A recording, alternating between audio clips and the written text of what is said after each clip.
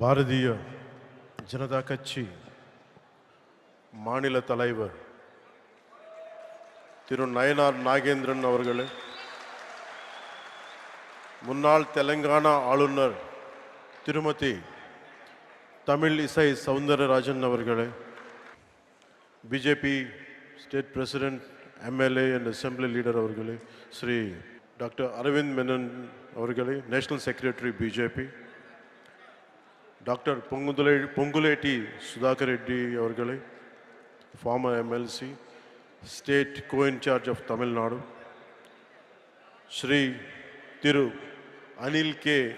Antony அவர்களே, National Secretary, National Spokesperson and National Convener for One Nation, One Election, Shri R.A. Arjunamurthy அவர்களே, State In-charge and Social Media Team, Shri Narayanan Tirupati அவர்களே, State Vice President, State Co-Convener, One Nation, One Election, Thiru K.S. Radhakrishnan அவர்களே, Political Activist, Thiru Karate Tyagarajan அவர்களே, Former Mayor, Chennai, Thiru Kumar, District President, Thiru Kumar அவர்களே, District President, Chennai South,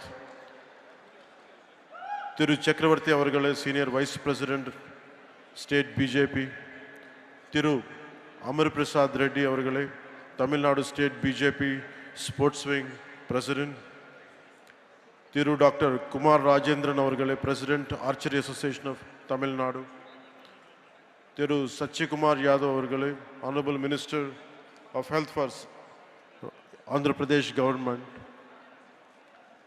தமிழ்நாட்டின் அன்பு சகோதர சகோதரிகளே, உங்களுக்கு என்னோட பணிவான வணக்கங்கள். உங்கள் சில பேருக்கு தெரிஞ்சிருக்கலாம், நான் தமிழ்நாட்டில் வாழ்ந்திருக்கேன், சென்னையில் வளர்ந்துருக்கேன். நான் தமிழ்நாட்டு விட்டு போய் 30 வருஷத்துக்கு மேலே ஆகுது. நான் தமிழ்நாடு விட்டுட்டு போயிருக்கலாம், ஆனால் தமிழ்நாடு என்னை விட்டு போகலை. ஏன்னா தமிழ்நாட்டு என் மேலே ஏற்படுத்தின தாக்கம் ரொம்ப ஆழமானது. When I was growing up here, the impact and impressions are very deep, right from Tirukkural to martial arts, politics to devotion and cinema. அதனால தமிழ்நாட்டு மேல எனக்கு ரொம்ப மதிப்பு. எனக்கு தமிழ்நாடு திருவள்ளுவரோட பூமி, சித்தர்களோட பூமி, நான் வணங்குற தமிழ் கடவுள் முருகரோட பூமி, மகாகவி சுப்பிரமணிய பாரதியாரோட பூமி, ஆயிரக்கணக்கான கோவில்களோட பூமி. எனக்கு பிடிச்ச புரட்சி தலைவர் எம்ஜிஆர் அவர்கள் வாழ்ந்த பூமி, வீர விளையாட்டு ஜல்லிக்கட்டோட பூமி. இந்த வீரபூமிக்கு என்னுடைய அன்பு வணக்கம். The experiences from Tamil Nadu have become a guiding light to my life. Tamil Nadu எனக்கு கற்றுத்தந்த அனுபவங்கள் என்னோட வாழ்க்கையோட வழிகாட்டியாவே மாறிச்சு. Today this seminar is about one nation and one election. ஒரே நாடு ஒரே தேர்தல் பத்தி பேசுறதுக்கு நம்ம எல்லாரும் கூடியிருக்கோம். இந்த ஒன் நேஷன் ஒன் எலெக்ஷன் பற்றி நிறைய பொய்யான தகவல்கள் பரப்பப்படுது, தவறான புரிதல்கள் உருவாக்கப்படுது. அது நம்ம ஜஸ்ட் லைக் EVMs. எலெக்ஷன் டைமில் if you look at in TV and election results டைமில்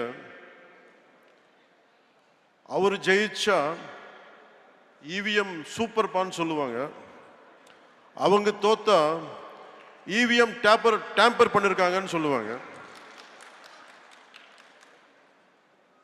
இன்னும் என்ன சொல்லுவாங்க, இவிஎம் மெஷின்ல சூடு வச்சுட்டாங்கன்னு சொல்லுவாங்க. அதே மாதிரி ஒரே நாடு ஒரே தேர்தல் விஷயத்துல கூட ரெட்ட வேஷம் போடுறாங்க. அவங்க அந்த காலத்தில் one nation one election support பண்ணா அது சூப்பர். இப்போ திருப்பி அதே ஒன் நேஷன் ஒன் எலெக்ஷன் இப்போ கொண்டு வந்தா அது மோசம். ఇది எப்படி இருக்குன்னு తెలుగులో சொல்றேன். అత్త పగలు కొడితే పాతకుండా, కోడలు పగలు కొడితే కొత్తకుండా. நான் தமிழில் சொல்றேன், தப்பா இருந்தால் கொஞ்சம் மன்னிக்கணும். మామియార్ వడచ్చా మన్కోడం, మరుమహ వడచ్చా పొన్కోడం.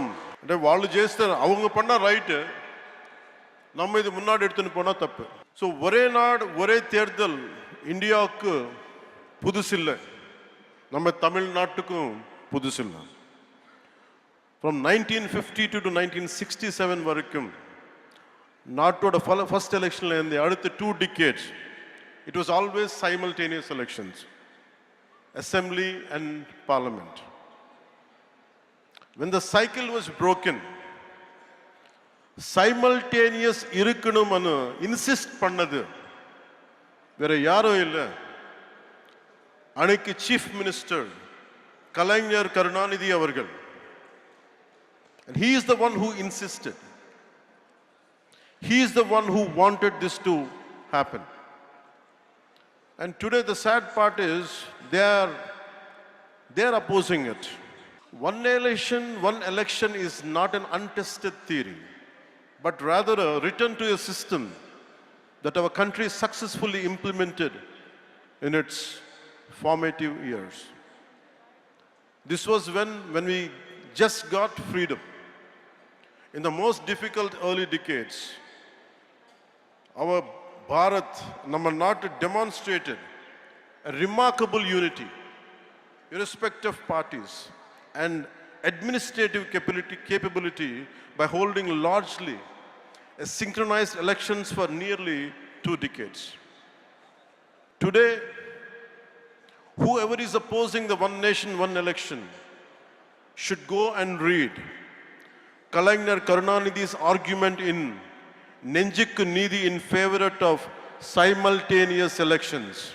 Karunanidhi avargale urged the center to constitute a committee to restore simultaneous elections.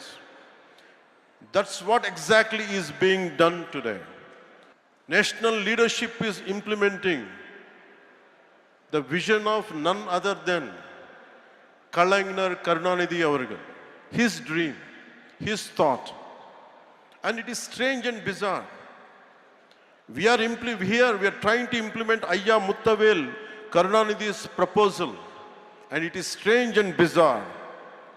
Ayya Muttavel Karunanidhi Stalin avargal opposing what his father has proposed. This is what we all should look into it. No matter in all these years, the last few decades, somewhere in the nation, elections keep on happening. We are losing focus. We are losing mandates, greatest wastage of expenditure, constantly big brick batting, constantly mudslinging from different political parties onto each other. Somewhere we have to put an end to this. One election is over, suddenly one more election comes. And we are getting tired of just because of looking at it. But the problem is about the development is taking a back seat. So I'll share a few examples to you. If young and resource-constrained India could achieve a system akin to one nation, one election for nearly 2 decades after independence, then what is preventing a strong, a prosperous and technologically advanced Bharat from implementing the same now?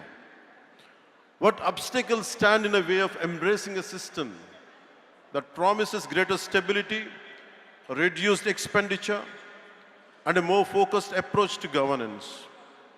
Allowing our leaders to dedicate more time, they can dedicate themselves to fully to the progress and prosperity of our every citizen. Consider a common scenario that happens in most of our states. Let us say an assembly election is held in a year. Later the state goes to the local body and panchayat polls in another 1-2 years' time. But by the time this ends, the preparations for Lok Sabha begins again. This creates a near continuous election cycle where political parties and the administration are continuously engaged in election-related activities. Where is the time for growth? Where is the time for stability? Where is the time for economic prosperity? For instance, if a state had assembly elections in 2021, local body polls in 2022, and then the national elections in 2024, the focus on consistent governance is inevitably diluted. The opposition also engages mostly in electoral strategies and electioneering and giving only limited attention to fighting for the public causes. India is in a constant state of election preparedness. Political parties are almost in a campaign mode, and that is not a good sign of healthy democracy. On average, it is reasonable to say that the elections to the legislative assemblies of at least 4 to 6 states are held every year. With thousands of panchayats and municipalities across the country, elections at this level are a continuous process happening in different parts of the country almost every year. The ruling parties, instead of focusing solely on governance and policy implementation, ruling parties are constantly strategizing for the next election. In the election, ஜெயிச்ச உடனே அடுத்த எலெக்ஷனுக்கு prepare பண்றது. Formulating populist measures and deploying their leaders for campaigns. This can sometimes lead to policy decisions being influenced by electoral considerations rather than the genuine needs of the people. And the opposition's primary focus often becomes attacking the ruling party and preparing for the next election. Constructive criticism and collaboration on policy matters can take a back seat to political maneuvering and electioneering. And we are going for short-term gains for a long-term risk. And diversion of valuable government resources. Besides time and cost, election means for a huge administrative machinery and logistics, a large number of government employees, including civil servants, police personnel and teachers are involved in election duty, diverting from their regular duties, maintaining law and order, requires additional security forces, and including army. We have become the most expensive democracy in the world. 2024 Indian general elections have emerged as one of the most expensive exercises globally. According to the estimates by the Center for Media Studies, the election cost approximately 16.3 billion, surpassing the roughly 15.9 billion spent on 2024 US presidential election. Furthermore, we consider the cumulative cost of state assembly, municipal and panchayat elections. The financial burden on the Indian economy is substantial, diverting significant resources. So, if we could, the Ramnath Govind Committee's report suggesting that by implementing one nation, one election could potentially lead to a 1.5 increase in India's GDP, translating to roughly 4.5 lakh crores. If GDP increases, there will be a change in every common man's life. This represents a significant opportunity. This amount could be utilized to create vital infrastructure, build highways, invest in healthcare, education, raise the standard of living for millions of our countrymen. This potential economic gain highlights the urgent need to revisit one nation, one election and reclaim the sources we have been losing for decades. Opposition சொல்லிட்டே இருப்பாங்க, This would challenge the regional parties' leadership. This would harm the federal structure. And I give a very right example for this. Where I come from, Andhra Pradesh, there is always simultaneous elections. In between, or 10 varshathilla, but in between after that, from post-freedom to till to date, we have simultaneous elections apart from few 1 or 2 decades. Till recently, till the last elections, we had parliament and we had assembly. Nothing has changed. There were times national parties had lost, and it's more, the recognition is more for regional parties. There were times Congress had lost, TRS came in Telangana. There were times BJP had lost, and Telugu Desam or some other parties came. It's always, so there is no strength in this argument. It doesn't hold any water. And people also have become, if you look at Odisha elections in 2019 and 2024, if you look at the Odisha example, people opted for the regional party in Odisha, and they opted for parliament for center, for BJP. So we are questioning the people's integrity. We are questioning the people's smartness. It is people who decided to be here. It is not us. It is not political leaders. One nation, one election is the will of the people of this country. We, all the political leaders should be, who is opposing it, should be aware of it.